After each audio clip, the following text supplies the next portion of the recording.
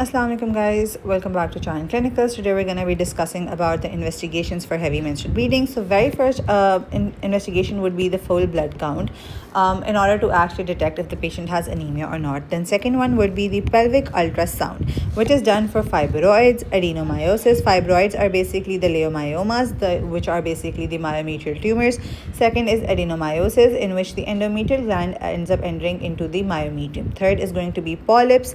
Fourth is going to be the pelvic masses, polyps in endometrium specifically. The third investigation is going to be the endometrial biopsy. It is basically done in the women who are above 45 years age who present with the complaint of heavy menstrual bleeding. So when it is indicated, you need to know about the indications of it. When the endometrial thickness is actually more than 4 millimeters. Second reason would be when postmenopausal bleeding occurs for a very long time period. Third is going to be when a woman above 45 years presents with heavy menstrual bleeding. Fourth is going to be heavy menstrual bleeding and intermenstrual bleeding. Intermenstrual bleeding occurs between two periods. Fifth one is going to be when the treatment ends up failing.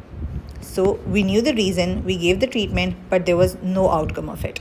So these were the reasons why we actually performed the endometrial biopsy. So now the fourth investigation is going to be, let me just erase this. So the fourth investigation is going to be what? It is going to be coagulation screening. Coagulation screening is basically when a patient is going to be presenting with one Willebrand factor disease. It's when a girl who presents with heavy menstrual bleeding at the age of menarche. That is one of the indication. Alongside with that, the patient could also have other indications. For example, excessive bleeding on even a minor injury. Then fifth one is going to be the hormonal testing, because in palm points we discussed about ovarian dysfunctions as well, right? Ovarian dysfunction is, for example, PMS, which is polyendocrine metabolic ovarian syndrome, in which hormonal profile is very, very important. LH, FSH, testosterone is being tested. Then sixth investigation is going to be what?